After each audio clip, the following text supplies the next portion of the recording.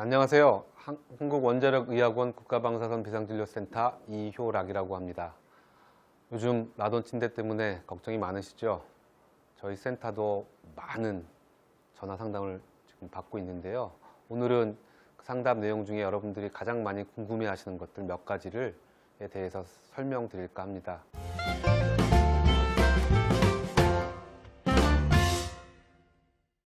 먼저 요즘 전화가 상담이 너무 많이 와서요. 여러 직원들을 통해서 전화를 받고 있는데요.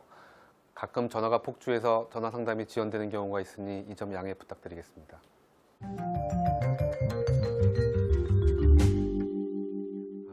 지금 현재 정부 발표는요. 라돈이 나오는 침대 2cm 위에서 특정한 농도를 기준으로 10시간 동안, 하루에 10시간 동안 생활했을 때 얼마만큼 1년 동안 몸속에 들어갈지를 추정량이거든요. 몇 밀리시버트, 몇 밀리시버트 이렇게 나오지 않습니까? 그런데 사실은 몸에 들어가는 라돈을 직접적으로 측정할 수 있는 방법은 없습니다. 예를 들자면 피검사, 소변검사, 대변검사를 통해서 내가 정말로 얼마만큼 직접적으로 많은 라돈이 피폭되는지 검사할 수 있는 방법이 없는데요. 이거는 라돈이 불활성 기체 형태로 존재하기 때문에 폐에 들어왔다가 짧은 시간 내에 대부분 밖으로 나가버립니다. 라돈의 자손 핵종들이 잠시 머물긴 하지만 그 또한 반감기가 짧아서 측정이 불가합니다. 따라서 결론적으로 말씀드리자면 내가 정말로 얼마만큼 피폭됐는지 내 몸을 통해서 할 수 있는 검사는 없고요. 이것은 저희 센터만의 문제가 아니라 전 세계적으로도 라돈이 내 몸에 얼마만큼 들어갔는지 측정할 수 있는 방법은 없습니다.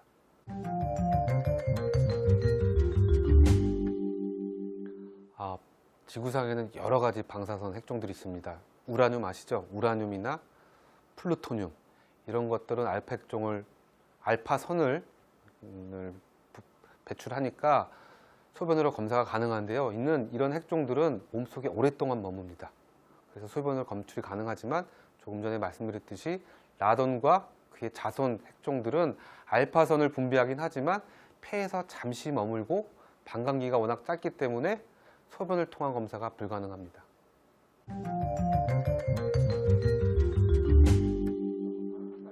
네, 저희 홈페이지 보시면 주로 많이 하시는 질문에 대한 대답은 저희가 해놨는데요. 그래도 궁금하신 점들은 방문 상담이 가능합니다. 하지만 상담 받으시는 분들이 많은 관계로 상담 받기를 원하시는 분이 많은 관계로 일단 1522번에 2300번으로 전화를 하셔서 1차로 전화 상담을 받아보십시오. 그리고도 더 궁금하신 점이 있으면 저희가 방문 상담이 가능하도록 예약을 해드리겠습니다. 이때 가족끼리 같은 침대를 쓰신다고 가족끼리 오시는 분들이 있는데요. 그러실 필요 없고 가족 대표 한 분만 오셔도 괜찮겠습니다.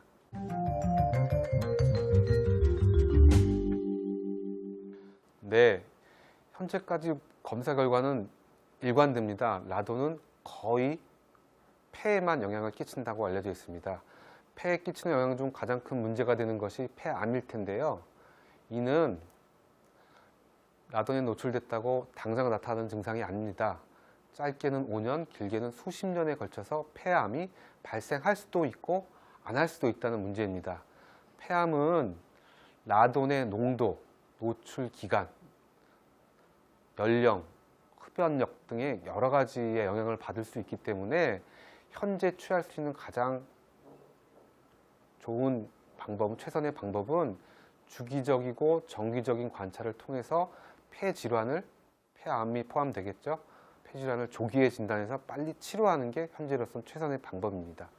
흡연을 잠깐 말씀드렸는데 라돈과 흡연은 시너지 효과라고 하죠. 시너지 효과가 있어서 유럽이나 미국, 중국 광부 역학 연구에 따르면 흡연량에 따라 다르지만 적게는 10배, 많게는 그 이상 흡연이 있으신 분들은 폐암 증가를 증가하게 됩니다. 따라서 현재 담배를 태우시고 있다면 담배를 끊는 것이 우선이겠습니다.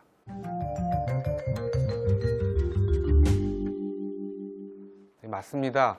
현재 건강검진 목적이거나 아니면 다른 목적으로 찍는 흉부 CT의 전신 방사선 노출량이 약 10mSv 가까이 됩니다. 이는 현재 정부가 라돈 침대 기준으로 나눈 라돈 1mSv의 10배에 해당되는 수치이기 때문에요.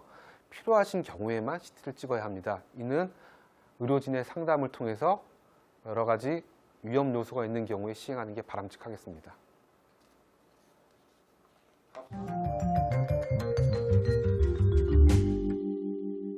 라돈과 그의 핵종들은 거의 폐에만 영향을 끼칩니다.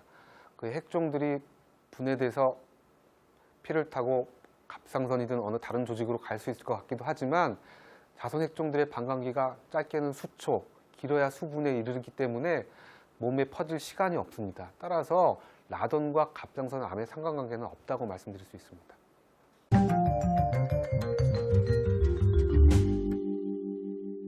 네, 세계 어느 나라 연구 결과에도 현재 나타난 급성 증상과 라돈 가스의 연관성을 증명한 데이터는 없기 때문에 상관이 없다고 말씀드릴 수 있습니다.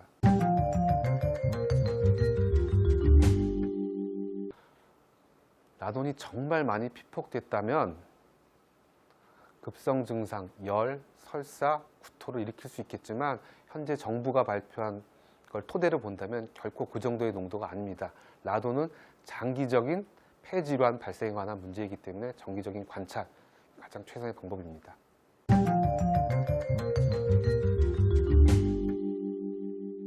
라돈은 거의 폐에 국한되기 때문에 피를 타고 전신으로 갈 확률이 무척 적습니다. 따라서 모유 수유는 하셔도 상관없겠습니다.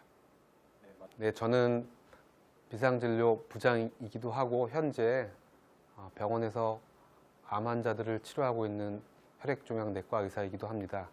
라돈이 1급 발암 물질이란 건 아주 오래전부터 알려져 있었고요.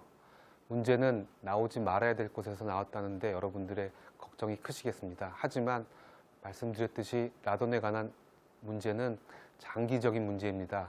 정기적인 추적 관찰에 관한 부분들이 중요할 텐데요. 이는 아마도 정부에서 추가 대책을 내놓을 것이라고 봅니다. 그런 부분들을 기억해 주셨으면 감사하겠습니다.